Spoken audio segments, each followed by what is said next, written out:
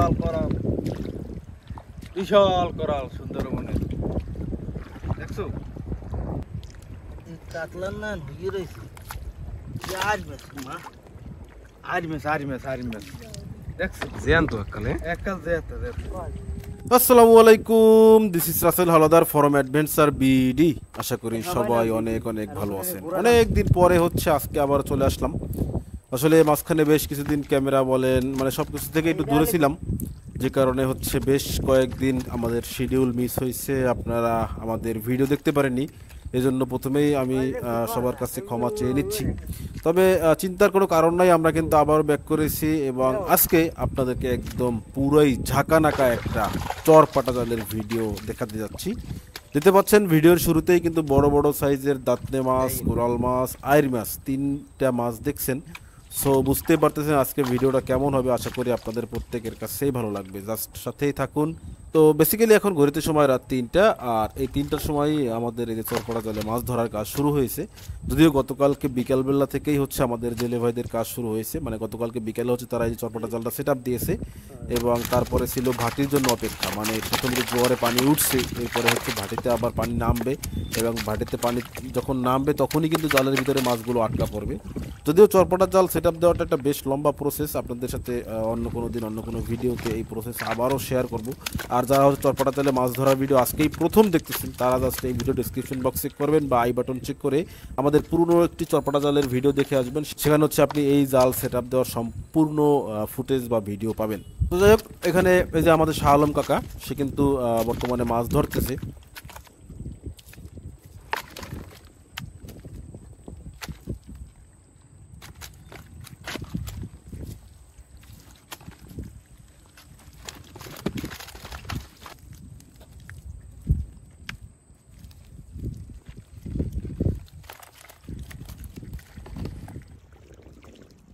তবে তার জালে আজকে মোটামুটি পরিমাণে মাছ পড়েছে, কিন্তু মোটামুটি পরিমাণে মাছ পড়লেও মাছ যেগুলো পড়ছে সবগুলো কিন্তু একদম নাম্বার 1 মাছ। যেমন এই যে বড় বড় সাইজের দাঁতনে মাছ, গলদা চিংড়ি, তারপরে হচ্ছে পাঙ্গাস মাছ। এই যে দেখুন পাঙ্গাস মাছ, হ্যাঁ, সাগরের পাঙ্গাস বলেন না নদীর পাঙ্গাস বলেন, চরপটা জালে কিন্তু আমরা ধরে ফেললাম। অনেকেই বলেন ভাই সুন্দরবন অঞ্চলে কি পাঙ্গাস পাওয়া যায়? পাঙ্গাস তো দেশি মাছ, এটা তো হচ্ছে মিষ্টি পানিতে পাওয়া যায়, পুকুরে নদীতে থাকে। সুন্দরবনে কীভাবে পাঙ্গাস পাওয়া যায়, সাগরে কীভাবে পাঙ্গাস পাওয়া যায়? তো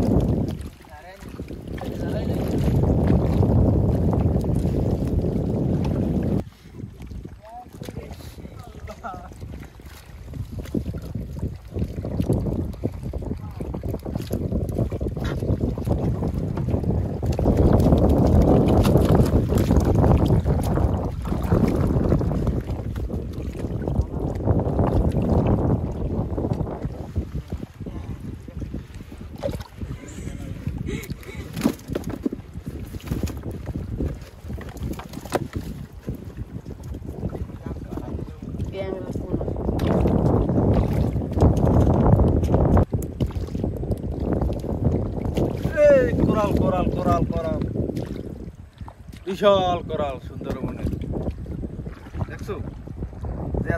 আর এদিকে দেখুন আমার জামাই মেয়া, সে কিন্তু চলতে চলতে হাঁটতে হাঁটতে একটা বড় সাইজের কোরাল মাছের দিকে চলে আসলো। যদিও ভাটি লাগছে অনেকক্ষণ হয়েছে এবং চরের পানিও শুকিয়ে গেছে অনেকক্ষণ হয়েছে, যে কারণে কোরাল মাছটা হচ্ছে নিজে নিজে লাফালাফি করতে করতে এখন একদম টায়ার্ড হয়ে গেছে। যে কারণে ও কিন্তু এই যে জামাই মেয়া ধরার পরেও কিন্তু আর বেশিটা ছটফট করতে পারেনি, লাফালাফি করতে পারেনি। যাই হোক, জামাই মিয়া হচ্ছে কোরাল মাছটাকে ধরে নিয়ে এখন ওই যে আমাদের জেলে ভাইদের যে বাস্কেটগুলো যেখানে রেখেছে ওইখানে যাচ্ছে।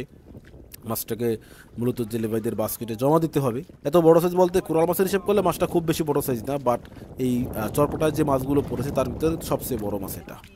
আর এদিকে দেখুন এই যে মিষ্টি পানির আয়ের মাছ, আয়ের মাছ অনেকে অনেক কথা বলেন, গুজিয়ার বলেন, লম্বা আয়ের বলেন। যাক, আইরের আসলে অনেকগুলো প্রকারভেদ আছে, অত কিছু হচ্ছে আমি জানি না, বুঝিও না। আমি শুধু চিনি আয়ের মাছ এবং এখানে ছোট একটা আয়ের মাছ আমরা পেয়েছি। হ্যাঁ দর্শক, আমরা আমাদের এই চরপটা জালে ছোট এক পিস আয়ের মাছ পেয়েছি। এগুলো বেসিক্যালি হচ্ছে উত্তর থেকে দক্ষিণে আসে। উত্তরে তো যেহেতু মিষ্টি পানি থাকে এবং দক্ষিণে লবণ পানি, সো বর্ষাকালে আসলে আমাদের এই যে দক্ষিণাঞ্চলের সমুদ্র বলেন বা নদী খাল বলেন এগুলোর পানিও মিষ্টি হয়ে যায়, যে কারণে উত্তরের মিষ্টি পানি থেকে এই মাছগুলো আমাদের এলাকায় চলে আসে এবং তখনই কিন্তু ধরা পড়ে। সো ছোটো সাইজের আইর মাছ পেলাম। এবারে এদিকে দেখুন এই যে জেলে ভাইরা হচ্ছে মাছ ধরতেছে এখানে, মোটামুটিভাবে ওনাদের মাছ ধরা একদম শেষের পর্যায়ে, যদিও শেষের পর্যায়ে তাও কিন্তু ওনারা মাছ হচ্ছে একদম লাস্ট পর্যায়ের মাছগুলো ধরতেছে। মানে বিশেষ করে এখন যে এখানে খোঁজাখুঁজি করতেছে, এখানে ওনারা বেসিক্যালি চিংড়ি মাছ খুঁজতেছে। চিংড়ি মাছগুলো আসলে ওইভাবে করে মাটির উপরে বা পানির উপরে ভাসে না, চিংড়ি মাছগুলোকে একটু খুঁজে খুঁজে বের করতে হয়। তাছাড়া চিংড়ি মাছের বর্তমানে খুবই দাম, এই জন্য আমাদের জেলে ভাইরা আসলে চিংড়ি মাছগুলোকে মিস করতে চায় না, তারা যতটা সম্ভব চিংড়ি মাছ ধরে নিয়েই যেতে চায়।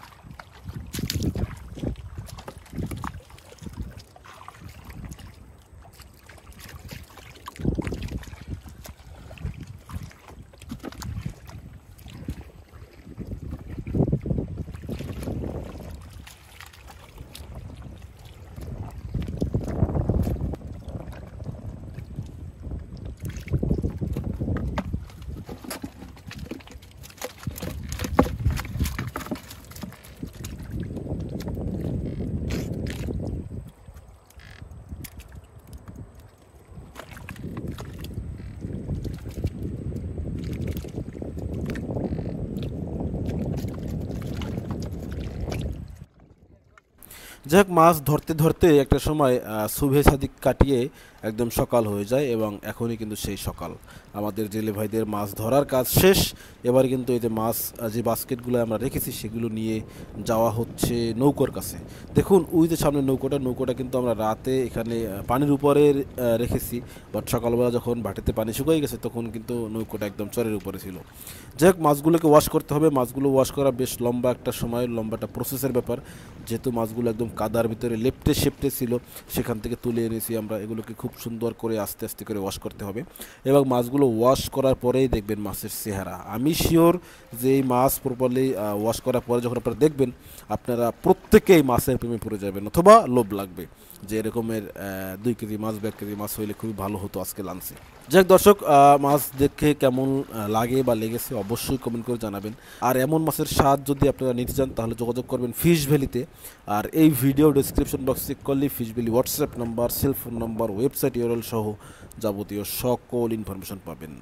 আর ফিশ ভ্যালি কিন্তু শুধুমাত্র কোনো একটা নির্দিষ্ট রিজিয়নে না, সারা বাংলাদেশেই এই মাছগুলোর সরবরাহ করে থাকে। সুতরাং আপনি বাংলাদেশের যে প্রান্তেই থাকুন না কেন, সুন্দরবনের মাছের স্বাদ যে কোনো জায়গা থেকেই নিতে পারবেন। আর আমাদের এই জেলে ভাইরা যে মাছগুলো এখন ধরেছে, এই মাছগুলোকে হচ্ছে এই যে ওয়াশ করা হচ্ছে, ওয়াশ করা হবে, তারপর হচ্ছে ওনারা ওনাদের জাল খুঁটি এগুলোকে সবগুলোকে তুলে নেবে বোটে, তারপরে কিন্তু ওনারা রওনা দেবে ঘাটের দিকে। আর ঘাটের দিকে গেলেই যে ওনাদের কাজ শেষ তা না, ঘাটে যেতে হবে এবং যত দ্রুত সম্ভব যেতে হবে। ঘাটে গিয়ে এই মাছগুলোকে নিয়ে যেতে হবে আবার স্থানীয় লোকাল বাজারে। লোকাল বাজার মানেই হচ্ছে যত দ্রুত আপনার মাছ পৌঁছবে সেখানে তত ভালো দাম পাবেন। যদিও ওনারা যে মাছগুলো ধরছে এখান থেকে ম্যাক্সিমাম মাছ, মানে একদম বেশি বেশি ভালো মাছগুলোই ফিশ ভ্যালিতে চলে যাবে এবং বাকিগুলো যাবে হচ্ছে আমাদের লোকাল বাজারে। কিন্তু তাও যে মাছ থাকবে লোকাল বাজারে নেওয়ার মোটামুটি বেশ ভালো পরিমাণে মাছই থাকবে। তো যে কারণে ওনারা একটু দ্রুতই করতেছে এখন, যে কাজগুলো করবে সবগুলো একটু দ্রুত করবে। আর কোরাল মাছটা দেখুন একদম জীবিত, মাশাআল্লাহ এখন অবধি কিন্তু কোরাল মাছটা একদম জীবিত। যদিও এভাবে জীবিত কোরাল মাছ ধরাটা খুবই রিস্কের কাজ, খুবই রিস্কের কাজ। যে কোনো সময় হচ্ছে হাত কেটে ফেলতে পারে বা যে কোনো ধরনের দুর্ঘটনা ঘটতে পারে। তারপরে হচ্ছে আপনাদেরকে দেখানোর আপ্রাণ চেষ্টা করতেছি আমরা। এদিকে যে পাঙ্গাস মাছ আছে, পোয়া মাছ আছে, মোটামুটি সুন্দরবনের মাছ, আপনি কী মাছ চান সুন্দরবনের সব মাছই কিন্তু এখানে আছে। তো মাছগুলো দেখে কেমন লাগতেছে অবশ্যই কমেন্ট করে জানাবেন এবং ভিডিওটি কেমন লাগছে তাও কমেন্ট করে জানাবেন। আশা করি আপনাদের কাছে ভালোই লেগেছে। দর্শক, অনেক কথা বললাম, অনেক মাছ দেখাইলাম, আপনাদের সাথে অনেক ভালো ভালো মোমেন্ট শেয়ার করার চেষ্টা করলাম। পুরো ভিডিওটি কেমন ছিল অবশ্যই কমেন্টে জানাবেন। আর আজকে এখানে বিদায় নিচ্ছি, এরপরে আবার দেখা হবে অন্য কোথাও অন্য কোনো নতুন ভিডিও নিয়ে। সেই অবধি সবাই ভালো থাকবেন, চারপাশের সবাইকে ভালো রাখবেন, অ্যাডভেঞ্চার বিডি ও ফিশ ভ্যালির সাথেই থাকবেন। আল্লাহ হাফেজ।